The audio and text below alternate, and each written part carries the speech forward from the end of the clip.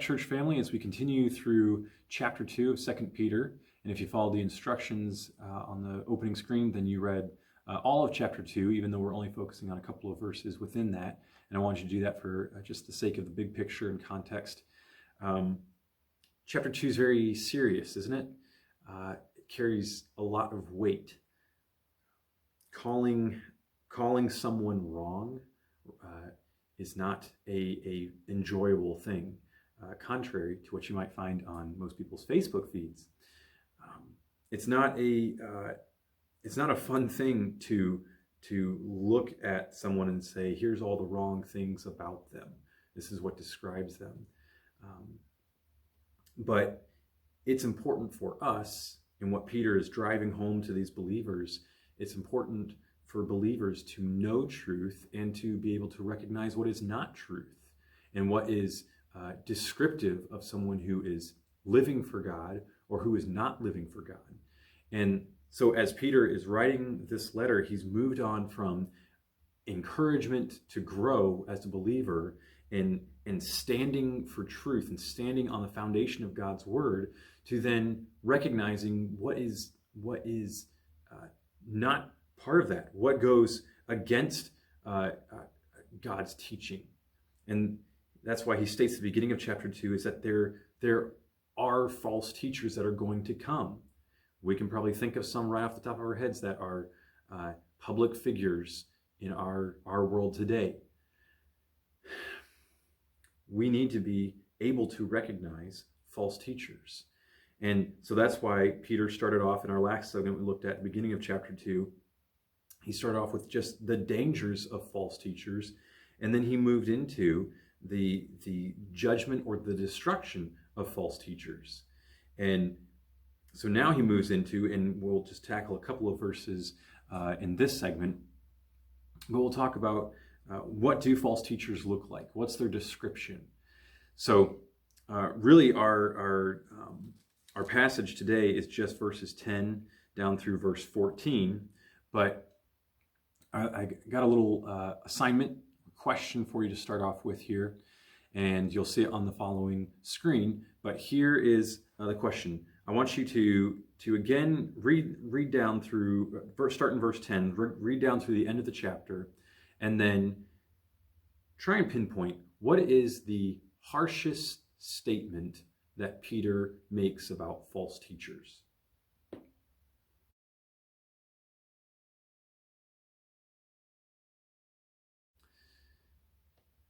If you took the time to do that, I don't know if you could come to a conclusive answer, because Peter has a lot to say about false teachers, and he is very harsh in the things he says, and I believe rightfully so. So if you couldn't come to one conclusive answer, that's okay. There's a lot to unpack there.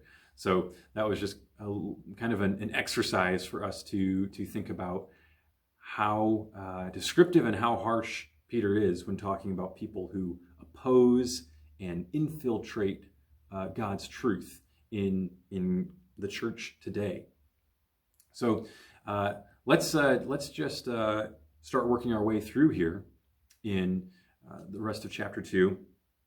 So if you remember, as Peter is moving, talking about the judgment of false teachers and talking about different examples of God's judgment that you can look through the Old Testament and find, he compares that with the judgment that false teachers are going to receive. He says, if God knows how to judge Sodom and Gomorrah, if God knows how to judge the sinful world before Noah, then he knows how to judge false teachers, and he knows how to rescue the righteous. That's why he says in verse 9, I'll just read the verse. It says, the Lord knows how to deliver the godly out of temptations and to reserve the unjust unto the day of judgment to be punished. And chiefly, going into verse 10 here, chiefly them that walk after the flesh in the lust of uncleanness and despise government or despise authority. So what do false teachers look like? What is the description of false teachers? I'll have you do this. Here's another little assignment for you if you want to take the time to do this. Again, skim through the rest of the chapter, starting in verse 10, and go ahead and list out all the descriptions that you can find here of false teachers. How can we, and how does Peter describe false teachers? So take the time to do that if you'd like to. A little bit of an exercise. Let's begin working our way through the description that Paul gives. Well, how can you identify a false teacher? Here is a general statement. I put it like this, starting in verse 10, is that false teachers are self-serving. They are all about serving themselves. You see in verse 10, he says, presumptuous are they. We'll talk about that word in a moment. And then he says, self-willed. Presumptuous are they, self-willed. The word self-willed there has the idea of self-serving. And it's actually, you can also find that word. Here's something that's very interesting. That word self-willed, you can find that in Titus chapter 1, verse 7, when Paul is telling Titus, giving him a description of a pastor, and he says pastors are not to be that word, self-willed. Pastors are not to be self-serving. And so we can derive from that a false teacher's mindset is opposite of what a Christian's and a Christian leader, a pastor's mindset is supposed to be. So a false teacher is teaching, he's teaching people, but he is teaching not to serve God. He's teaching to serve himself. He's teaching to promote himself. It's the opposite of how a pastor is supposed to be teaching. So it's in stark contrast. And there's another contrast that Peter will give here in a moment. So there's that word self-willed. Here's another description that Peter then goes into. And I put it like this, is that false teachers are irreverent. Why do you say irreverent? Well, it's because of that word presumptuous. It says, presumptuous are they. They're not afraid to speak evil of dignities. The word presumptuous even has the idea of irreverent daring, very bold, but bold even against God and spiritual things. Maybe you even think bold in the sense of prideful, because they know so much, right?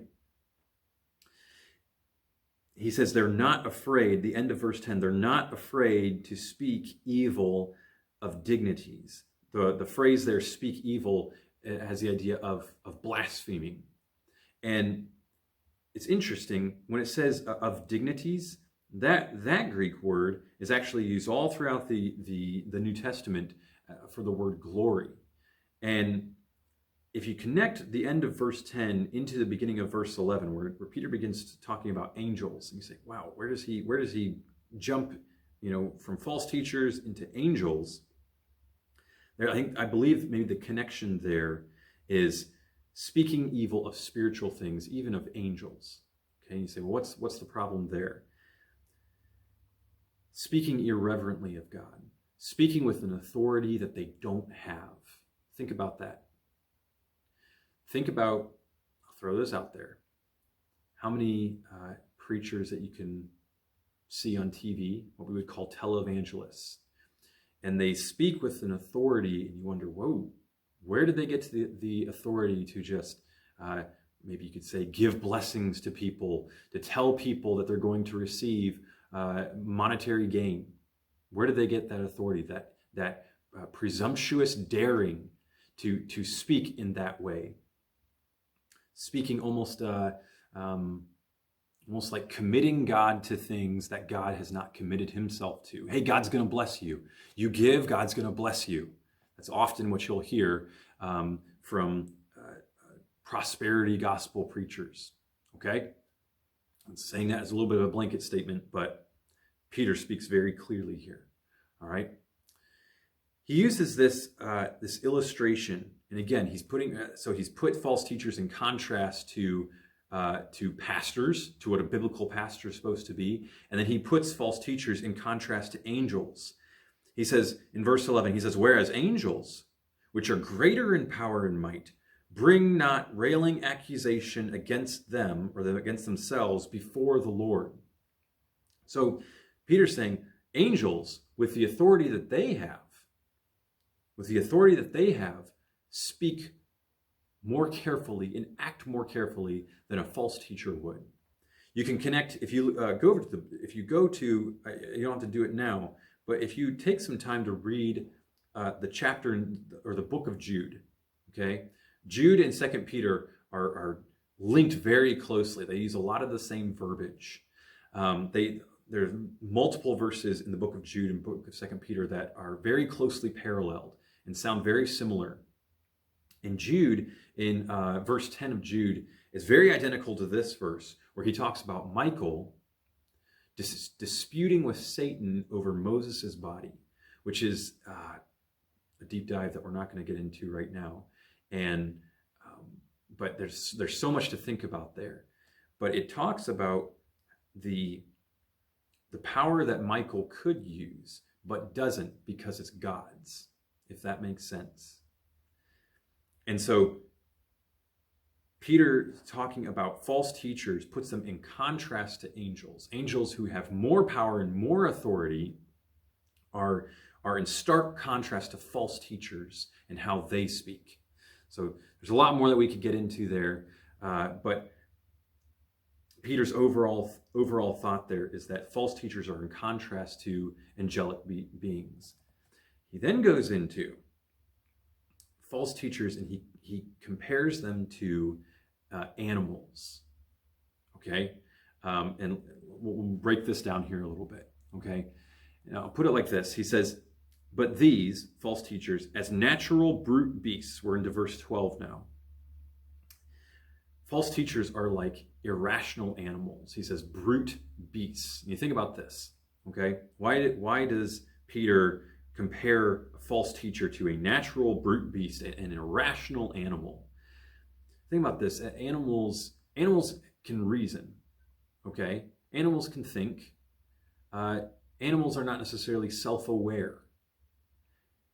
Animals' mental capacity, the animals can be very, very smart, but an animal's mental capacity pales in comparison to a human's mental capacity. Okay, think about that. You think about how much you can teach a dog, but you can only teach a dog so much. Even move the illustration just a little bit farther. That animals exist for themselves.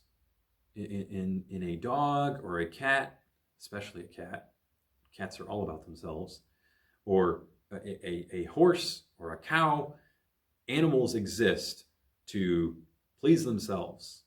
Animals want their food, they want their comfort, they want to live how they want to live.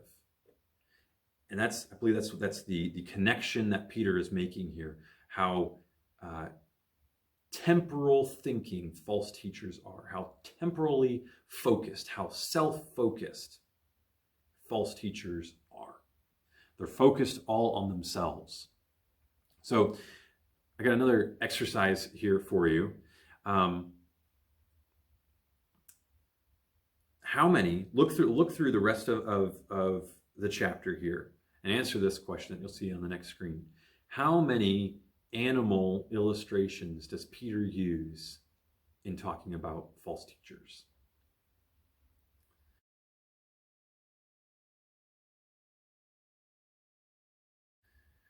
You can find a couple more, can't you? And it's interesting, that just kind of popped out to me that Peter makes that illustration there multiple times, using the stupidity, if you will, of animals and relating that to false teachers. But Peter, he's not trying to demean them as people, but he is trying to stress the importance of recognizing truth and standing for truth, and recognizing the danger that false teaching brings to God's glory. Okay, that's why Peter's being so forceful in how he speaks. So in this kind of continuing this illustration of animals, he says, but these, verse 12, these as natural brute beasts made to be taken and destroyed, even the purposes of animals. For human purposes, they have a kind of a limited purpose, don't they? Especially animals used for food. But these, as natural brute beasts, made to be taken and destroyed, it says they speak evil, or they blaspheme the things that they understand not, and shall utterly perish in their own corruption. False teachers blaspheme the things that they don't understand. False teachers don't have a full understanding of Scripture because they don't want to. They are concerned with themselves, and so they blaspheme the things that they don't understand, and they are destined to perish. Continuing into verse 3, it says, and they shall receive the reward or the wages of unrighteousness. They're destined to perish. They're destined to receive the rewards for their unrighteous living. Got another question for you here, and I think this is the last one I'll have for you in this segment, because we'll end after verse 14 here. Do this. Write down, how do verses 13 and 14 describe false teachers? How do verses 13 and 14 describe false teachers specifically?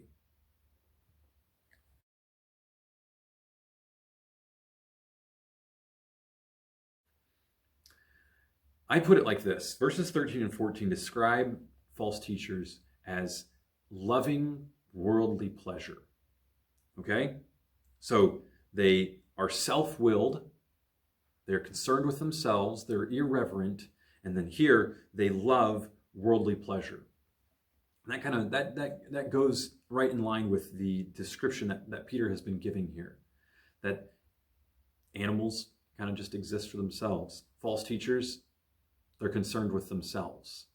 And so he goes into a little bit more description here in that they love worldly pleasure. If they're not interested in serving God, then they're teaching and they're getting people to follow them because they love themselves. They love the temporal things of the world. That's what makes them happy. That's what pleases them. So let's start here again in verse 13. It says, they shall receive the reward of unrighteousness. It says, as they that count it pleasure to riot in the daytime. You say, wow, that's kind of a long statement there. What's the idea there? They count it pleasure, that's what pleases them, to riot or to revel or to carouse in the daytime, or we could say daily. So think about it this way. They indulge themselves every day. That's what they want. They want daily indulgence in the things that make them happy. And even this idea of a party lifestyle. Okay? Now, put it in even just the purest sense of the word, having a party, having a get together. Think of a backyard barbecue. Okay, we do things like that on the weekend, maybe. Or maybe we'll do that on a weeknight where we have some time to get together and enjoy time with friends. Okay, there's nothing wrong with that. There's nothing wrong with having a good time. But that's not the Christian's focus in life. Our focus in life is not to be what pleases us, having a good time. We don't live for the weekend. We don't live for the next enjoyable time, whatever it is that makes us happy. That's not what we're supposed to be living for.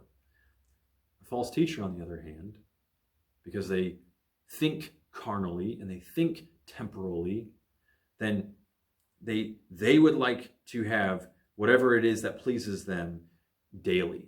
They want to indulge daily. False teachers live, if you will, for the party life, for whatever is fun to them, whatever is entertaining to them, whatever makes their flesh happy, even if that delves into immorality, which is where Peter goes here in a moment.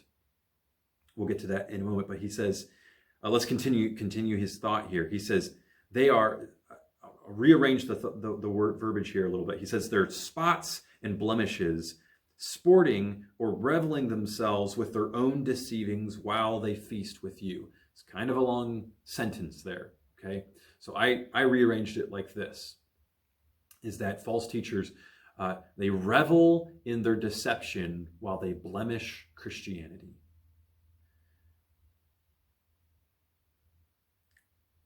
Think about this, is that, you ever think about someone who is a false teacher?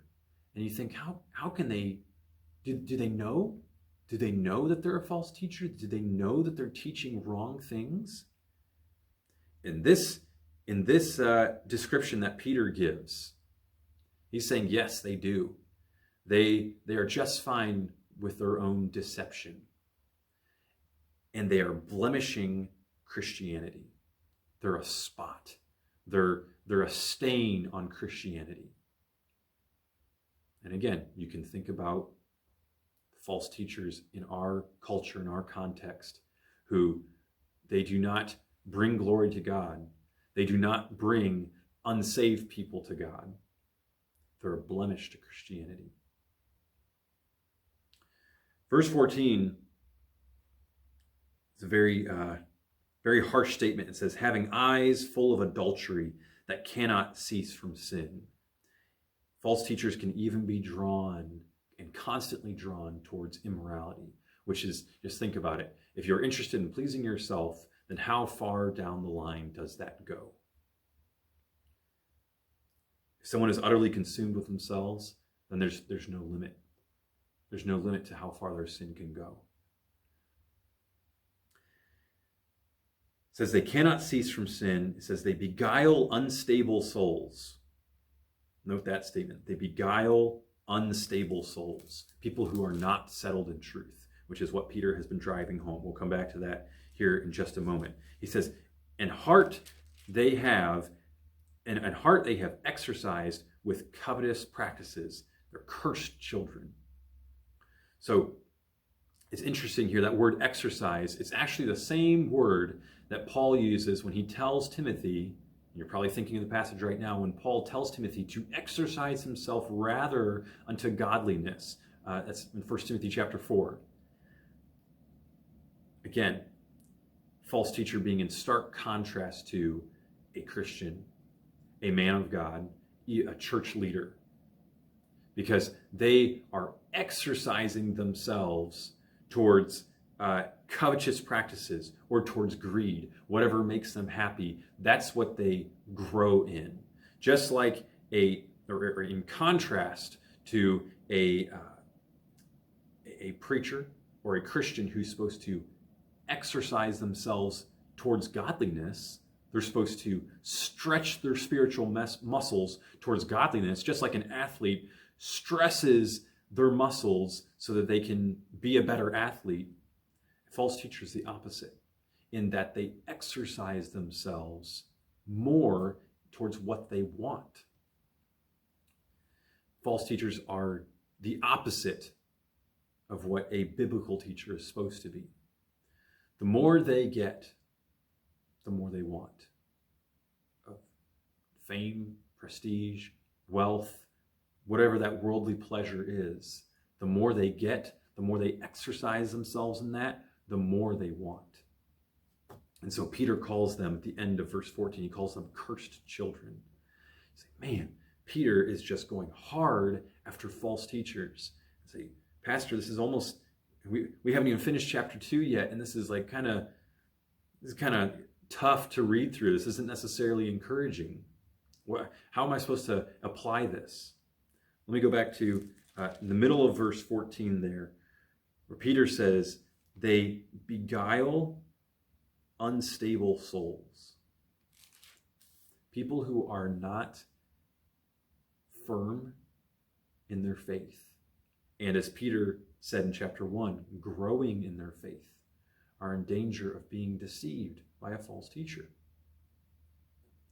So, again, the encouragement is today, as Peter has been driving home in this letter, the encouragement is for us to seek truth, to want to grow in truth, to want to grow in those characteristics of godliness, to grow in our walk with God and our relationship with God and our knowledge of God, so that we can better glorify God and we can better point other people towards God, and to be able to recognize when something is in opposition to God, when someone is teaching in opposition to God.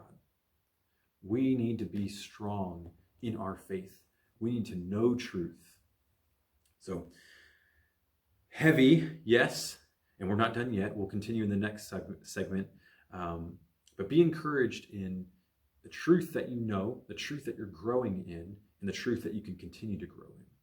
So, as heavy as that is, I hope you still draw encouragement from that and a desire to grow and to be solid in your faith. So, thanks for taking the time to watch today, and hope you have a great day.